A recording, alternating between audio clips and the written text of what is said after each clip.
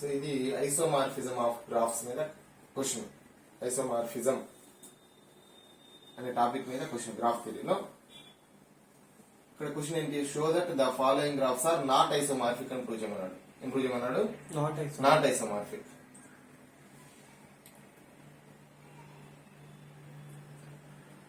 అసలు first isomorphism ఎప్పుడు అవుతుందో చూద్దాం.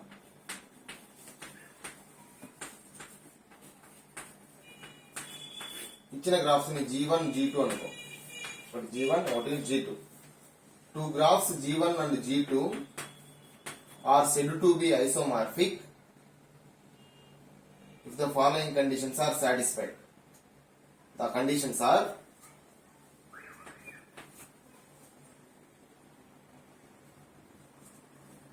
the number of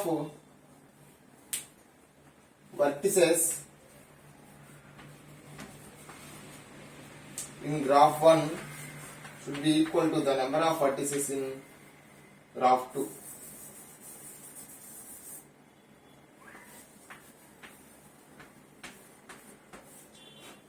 ఒక గ్రాఫ్ లో నెంబర్ ఆఫ్ వర్టిసెస్ ని ఈ విధంగా డినోట్ చేస్తాం. V of G1, V of G1. G1 అంటే గ్రాఫ్ 1 కదా. V of G1 అంటే ఇలా మాడ్యులస్ సింబల్. ఇది modulus of V of G1 అంటే the number of vertices in graph 1 అండి, G1 అండి. Modulus of V of G2 అంటే the number of vertices in graph 2 అని. G2 గ్రాఫ్ లో ఎన్ని వర్టిసెస్ ఉన్నాయని ఈక్వల్ కావాలి. అవి ఈక్వల్ అయితే ఇంకో ప్రాపర్టీ కూడా చెక్ చేయాలి. The number of edges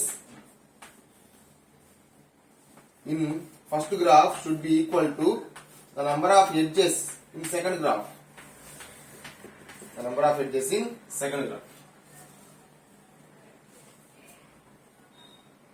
third point, E of G1 అంటే ఏంటి? మాడ్యులస్ E of G1 అంటే మాడ్యులస్ అంటే నెంబర్ అని. నెంబర్ ఏ నెంబరు? ఎడ్జెస్. దేంట్లో? గ్రాఫ్ 1 లో. అంటే the number of edges in graph 1 అని. G1 గ్రాఫ్ లో నెంబర్ ఆఫ్ ఎడ్జెస్ అని. తర్వాత థర్డ్ వన్ ఏంటంటే డిగ్రీ సీక్వెన్స్. ఇది ఇంపార్టెంట్.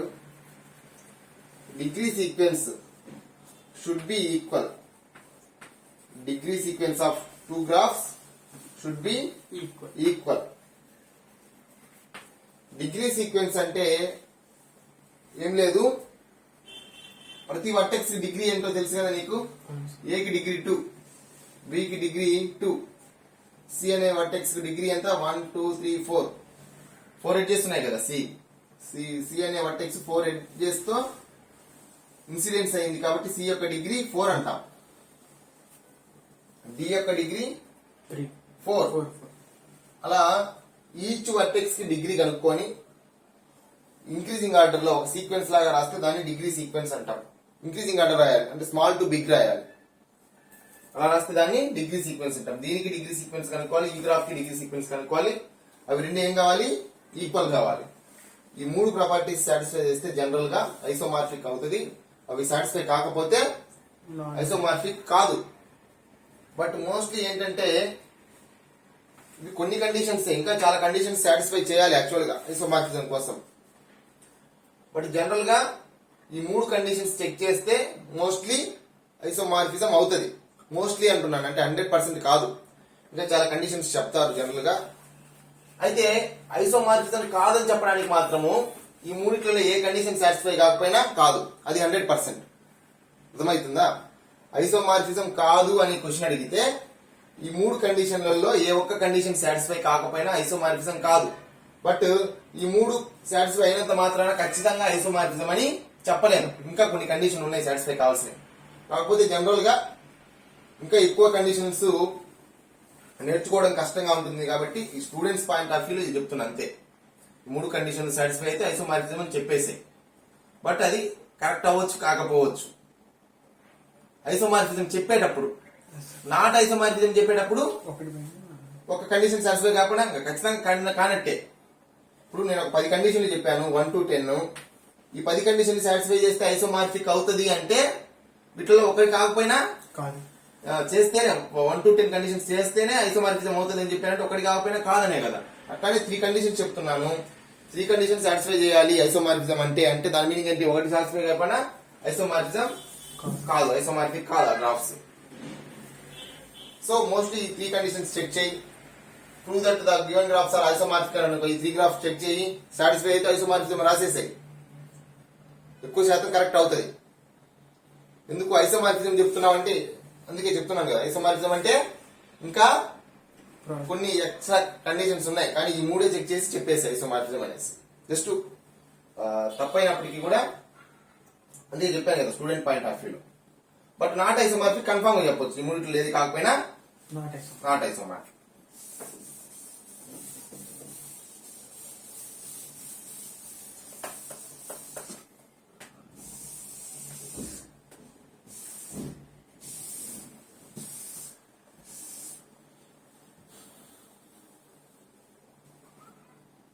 సో ఐసోమార్ఫిజం, ఇలా ఐసోమార్ఫిజం మీద క్వశ్చన్ అడిగినప్పుడు అసలు ఐసోమార్ఫిజం ఎప్పుడు అంటామని ఇప్పుడు నేను థియరీ లాగా చెప్పాను కదా, ఆ థియరీ అంతా రాసి క్వశ్చన్ కి సొల్యూషన్ రాస్తే బాగుంటుంది.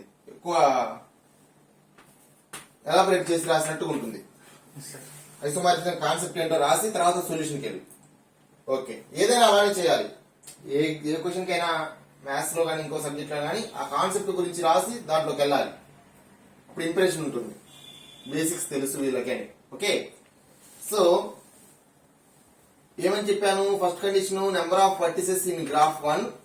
ఓకే, 2 గ్రాఫ్లు ఐసోమార్ఫిక్ అయితే ఇలా సింబాలిక్ గా రిప్రజెంట్ చేస్తాం. G1 is isomorphic to G2 అని చదువుతాం. దీన్ని ఇలా సింబాలిక్ గా రిప్రజెంట్ చేస్తాం.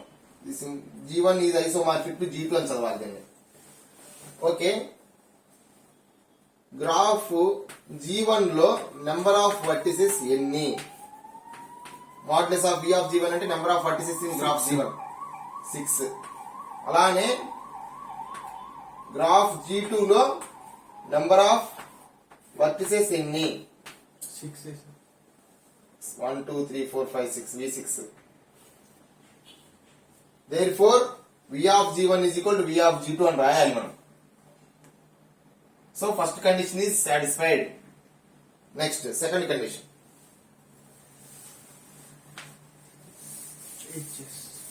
నెంబర్ ఆఫ్ ఎడ్జెస్ చూడాలి. Number of edges in graph G1 count చేసుకుంటూ 1 2 3 4 5 6 7 8 9. Similarly number of edges in graph G2 is equal to number of కాబట్టి మాడ్యులస్ సి. ఫస్ట్ బార్డర్ లెక్కేసాయి 1 2. సో ఇది కూడా వర్టెక్స్ కదా, 3 4 5 6 బార్డర్ అంతా అయిపోయింది. 6 వచ్చాయి, 7 8 9 ఎడ్జెస్ వచ్చాయి. ఓకేనా? So number of edges are also equal అని చెప్పారు. Therefore E of G1 is equal to E of G2 అని రాయాలి. నౌ డిగ్రీ సీక్వెన్స్ టెక్స్ట్ చేయాలి. డిగ్రీ సీక్వెన్స్ కనుక్కుంటే ముందు ఈ గ్రాఫ్ యొక్క డిగ్రీ సీక్వెన్స్, ఈ గ్రాఫ్ యొక్క డిగ్రీ సీక్వెన్స్ కనుక్కుంటే ముందు ఈ గ్రాఫ్ G1 తీసుకొని ఈచ్ వర్టెక్స్ కి డిగ్రీ కనుక్కో. Degree of V1, degree of V2, degree of V3, అలా V6 వరకు కనుక్కోవాలి.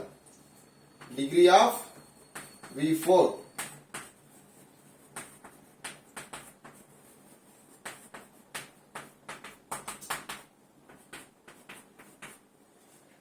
డిగ్రీ ఎంత V1 కి? సారీ, V1 V2 V3 అంటున్నాం కదా. V1 V2 V3 ఎక్కడివి? గ్రాఫ్ 2 లో ఉండి, గ్రాఫ్ 1 లో ఉన్నాయి. సరే, నేను ఎలాగో V1 V2 V3 వేసాను కాబట్టి గ్రాఫ్ 2 కనుక్కుందాం ముందు. డిగ్రీ దేనికైనా కనుక్కోవచ్చు degree sequence. Okay, degree of V1 అంటే 1 2 2 ఎడ్జెస్ కదా ఉంది. Degree of V2 2, degree of V3 2, degree of V4 1 2 3 4 కదా. 4 ఎడ్జెస్ ఉన్నాయి కదా V4 కు, ఇన్సిడెంట్స్ అయ్యింది. V5 కి 1 2 3 4, V6 కి 1 2 3 4 ఎడ్జెస్. సో ఇప్పుడు డిగ్రీ సీక్వెన్స్ ఏమవుతుందంటే ఇంక్రీజింగ్ ఆర్డర్ లో రాయాలి. 2 4 నో అన్ని మెన్షన్ చేయాలి. సో డిగ్రీ సీక్వెన్స్ ఆఫ్ అనిపిస్తుందా? Degree sequence of G1 is equal to ఒక సీక్వెన్స్ సింబల్ ఇది సెట్ సింబలే కాదు సీక్వెన్స్ కూడా ఈ సింబల్ వాడతాం. Degree sequence of G1 is equal 2, 2, 2, 4, 4, 4 ఇలా 6 నెంబర్స్ ఇంక్రీజింగ్ ఆర్డర్ లో రాయాలి. ఎన్ని ఉంటే అన్ని రాయాల్సిందే, ఇంక్రీజింగ్ ఆర్డర్ లో రాస్తాం అంతే. సపోజ్ నా దగ్గర ఇలా ఉన్నాయనుకో 1, 2, 5, 6, 3, 2, 1 ఇలా వచ్చాయనుకో డిగ్రీలు ఒక్కొక్క వర్టెక్స్ ఏం రాయాలి? సీక్వెన్స్ రాసినప్పుడు 1, 1, 2, 2, 3, 5, 6 ఇలా రాయాలి ఇంక్రీజింగ్ ఆర్డర్. అది డిగ్రీ సీక్వెన్స్ అంటే. సో ఇప్పుడు డిగ్రీ సీక్వెన్స్ దేనికి రాసాం? G2 కదా, G2 degree sequence of G2. అదే విధంగా మనము ఇప్పుడు డిగ్రీ సీక్వెన్స్ G2 కదా, G1 కి కూడా ఇదే సీక్వెన్స్ రావాలి. అప్పుడు ఐసోమార్ఫిక్ అని చెప్తాం, రాకపోతే ఐసోమార్ఫిక్ కాదని చెప్తాం. దీనికి చూద్దాం. G1 కి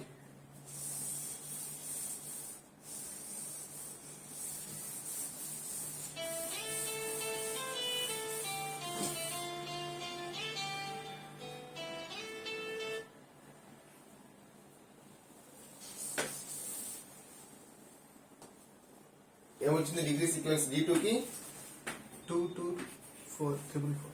No.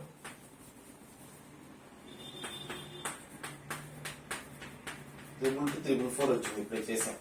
ఫస్ట్ G1 కైనా కనుక్కోవచ్చు. Degree of A. Degree of A, degree of B, degree of C, degree of D, degree of E, degree of F. Degree of A అంటే 2, degree of B is 3, degree of C is 4. 4 vertex ఉన్నాయి కదా, Sir. 4 edges C కి. Degree of D 1, 2, 3, 4, degree of E 1, 2, 3, degree of F 2. 1, 2. Now the degree sequence of